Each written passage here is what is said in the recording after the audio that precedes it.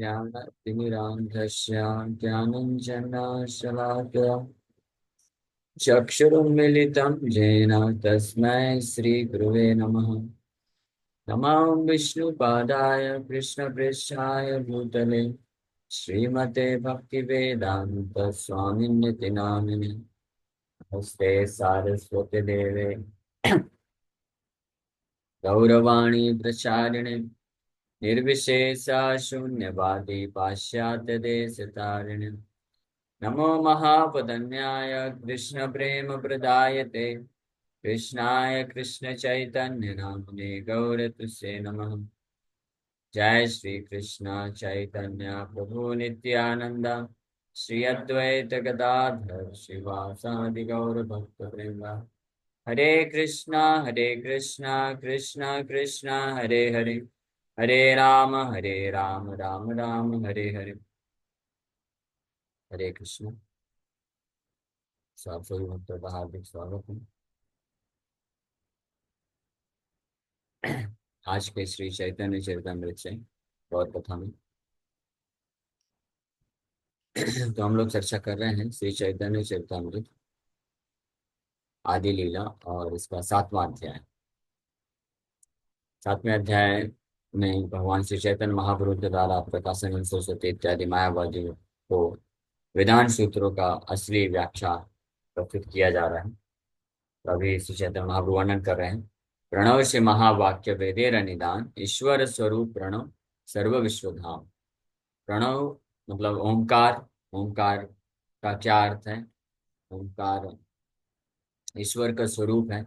इसके ऊपर चर्चा कर रहे हैं। प्रभुपाद जी बहुत विस्तृत तात्पर्य दिए हैं जो हम लोग पिछले कई दिन से चर्चा कर रहे हैं। तो on the basis of Upanishad Srila Jiva Goswami says that Omkar is supreme absolute. ये हम लोग पढ़ चुके हैं। इदम हि विश्वम भगवता भगवान भगवान इवेतरो यतो जगत स्थान निरोध संभवान। तो भगवान के द्वारा। So one should not, however, foolishly conclude that because the Supreme Personality of God it is omnipotent, we have manufactured a combination of letters A, U, and M to represent Him. Actually, the transcendental sound Omkar, although a combination of the three letters A, U, Ma, has transcendental potency, and one who chants Omkar will very soon realize Omkar and Lord Vishnu to be non-different.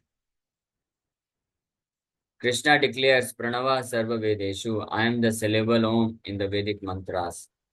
One should therefore conclude that among the many incarnations of the Supreme Personality of Godhead, Omkar is the sound incarnation. तो गीता के अनुसार भगवान बोलते हैं प्रणवा सर्व वेदेशु, I am the syllable Om in the Vedic mantra. जितने भी वैदिक मंत्र हैं उसमें मैं ओमकार हूँ। इसलिए यह निष्कर्ष निकलता है कि भगवान के अलग अलग अवतारों में से एक अवतार ओमकार भी एक अवतार है भगवान का, लेकिन साउंड इनकारनेशन, शब्द अवतार। All the Vedas accept this thesis.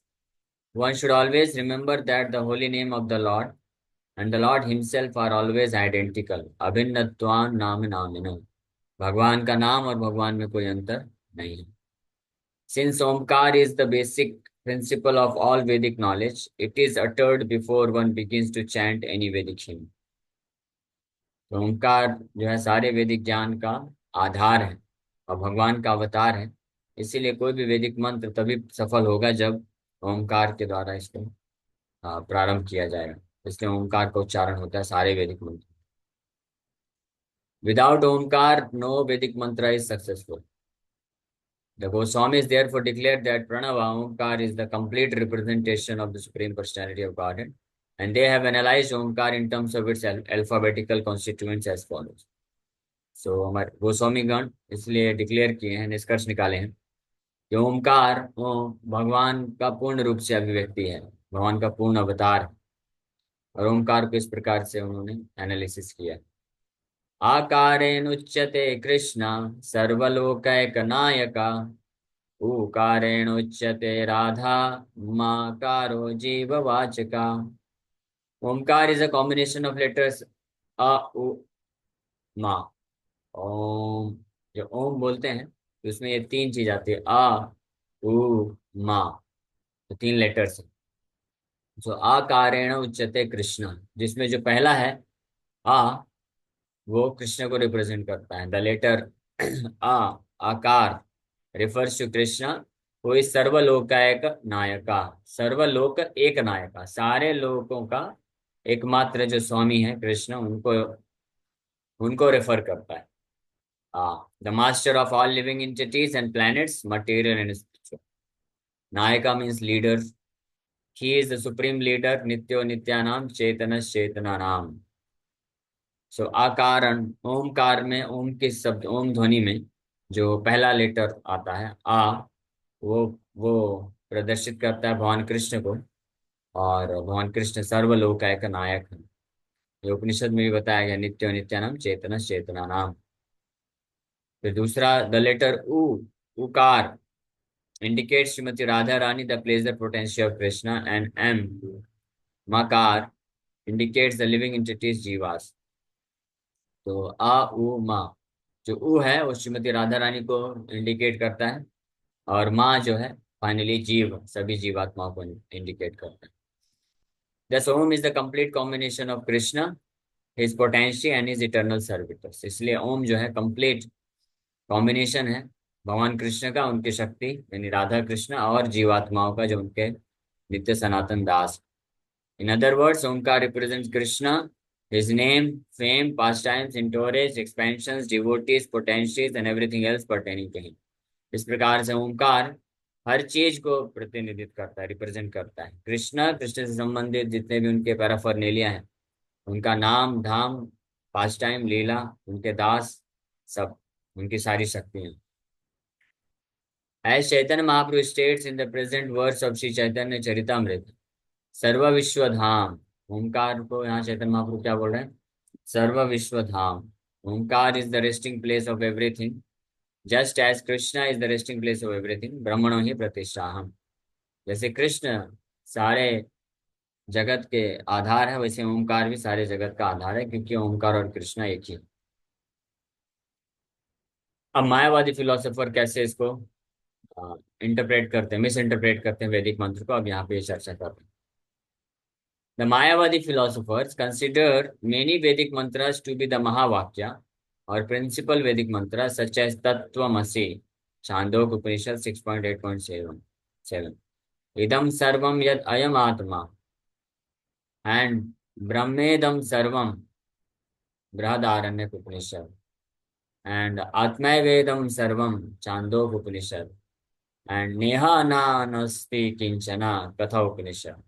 इस प्रकार के अलग अलग उपनिषदों से मायावादी फिलोसोफर ओंकार, जो कि महावाक्य है, प्रिंसिपल मंत्र है, मुख्य है, आधार है सारे वैदिक मंत्र का, उसको छोड़ करके वो अन्य जो मंत्र हैं उनमें से कुछ मंत्र को वो वैदिक प्रिंसिपल महावाक्य कंसिडर करते हैं, समझते हैं, जो कि एक मिस्टेक है।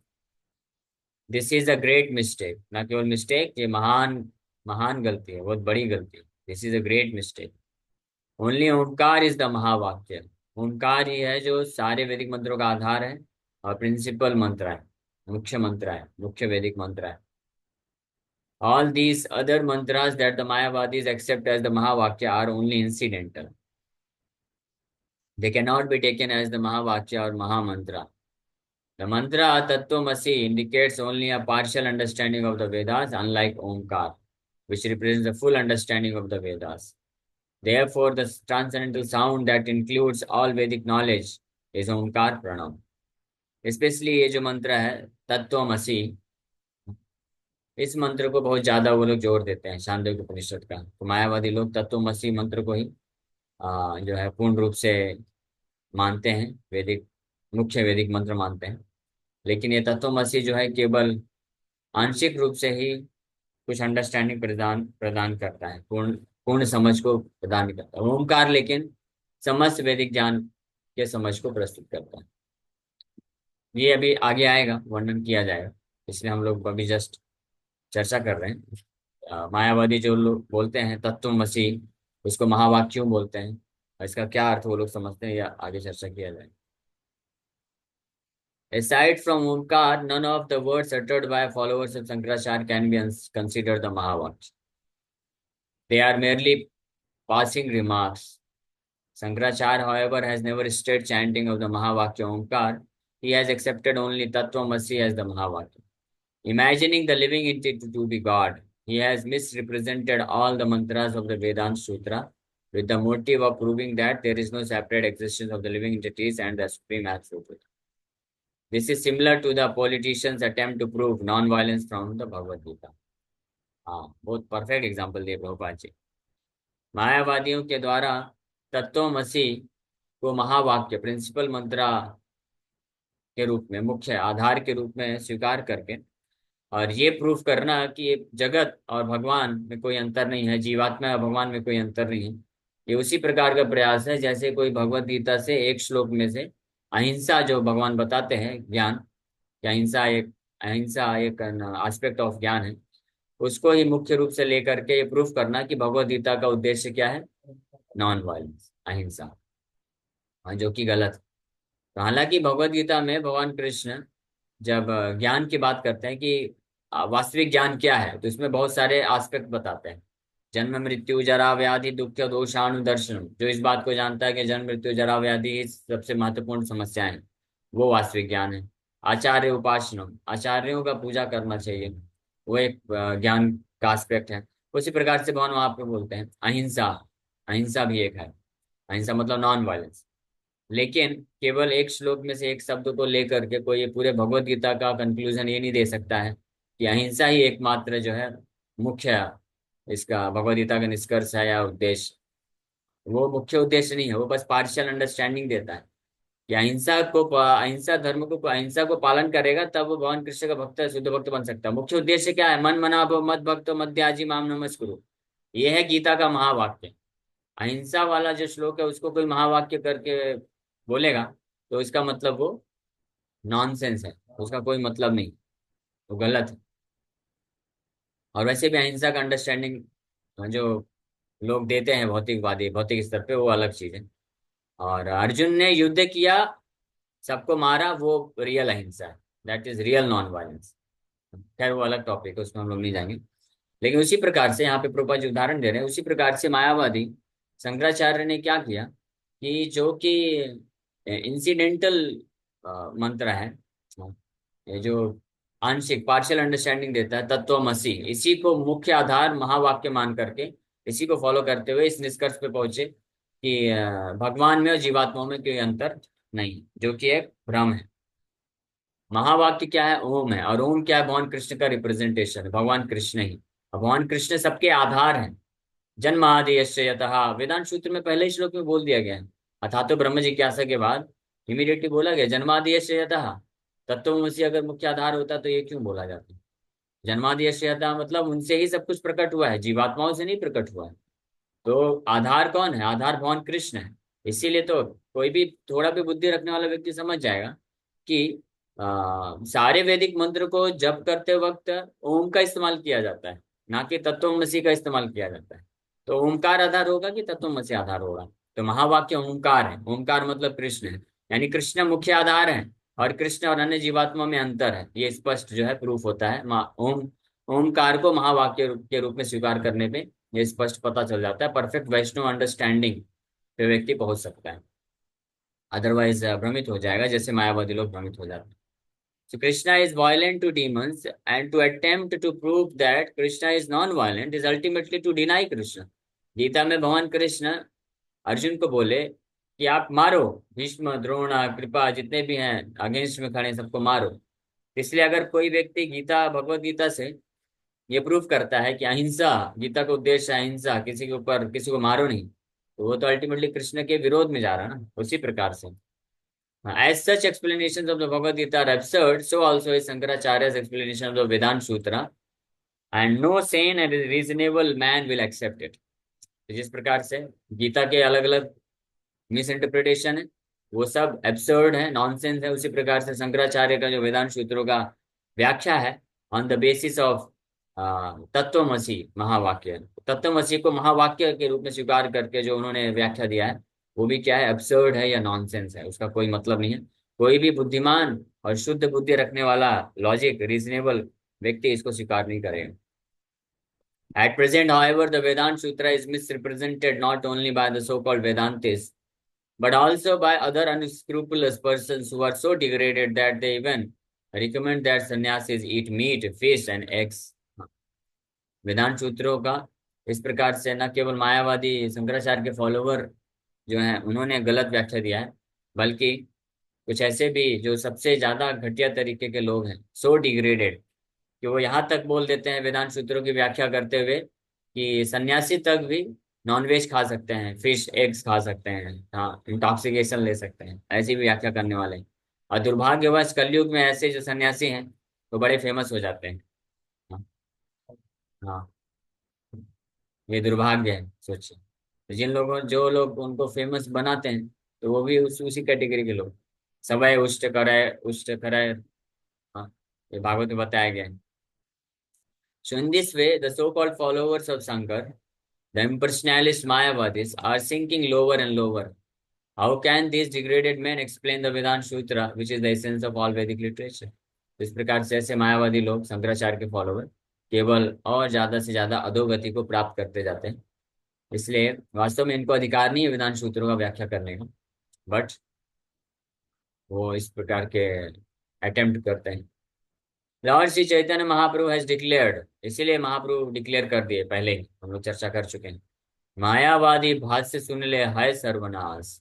इसलिए मायावादियों का एक्सप्लेनेशन अगर कोई सुन लेगा तो उसका सर्वनाश हो जाएगा, भक्ति पूरी तरह से नष्ट हो जाएगी। Anyone who hears commentary on the Vedanta Sutra from the Mayavadi school is completely doomed। तो ऐसा भक्त भी जिसने कृष्ण के प्रति भाव भक्ति को प्राप्त कर लिया है, कृष्ण का सेवा करते हुए, नाम जप करते हुए कृष्ण के प्रति प्रेम को अनुभूति करता है, कभी कभी आंखों से अश्रुधारा बहती है, रोमांच कंपा सुतरंग भाजो भी होता है, वो भी अगर मायावादियों का व्याख्या सुन लेगा तो उसका ये भक्ति जो भाव है वो नष्ट हो जाएगा, और कृष्ण के प्रति जो है द्वेष भाव को विकसित कर लेगा।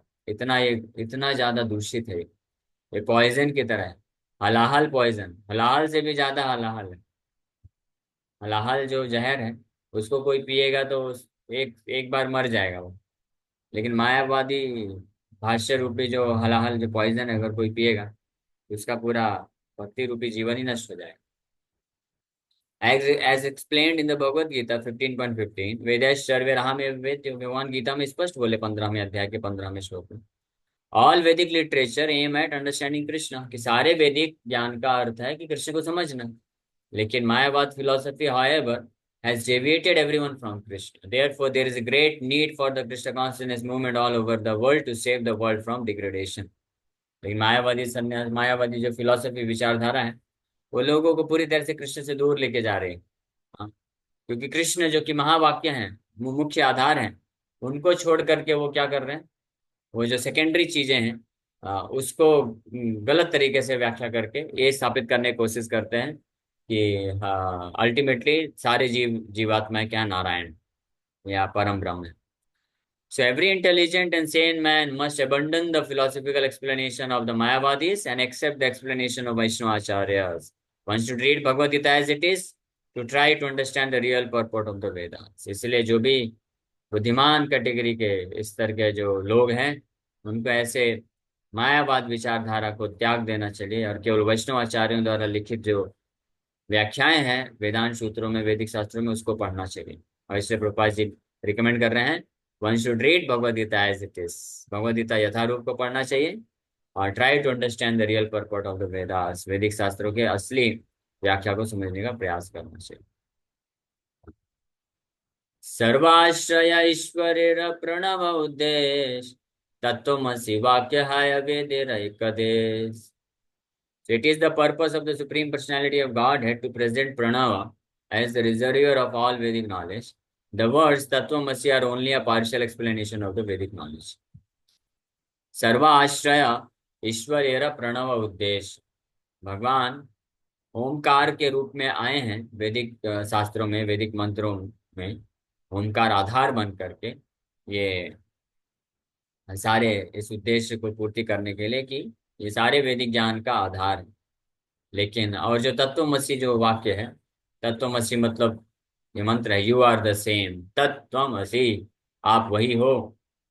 ये जो है ये केवल एक पार्शियल अंडरस्टैंडिंग, यानी थोड़ी सी ही समझ को देता है आध्यात्मिक जीवन के बारे में, जीवात्मा पर भगवान के बारे में जो नेचर है, उनका जो स्वभाव है, उनकी प्रकृति के बारे में थोड़ा सा झलक बस दिखलाता है तत्वमसी।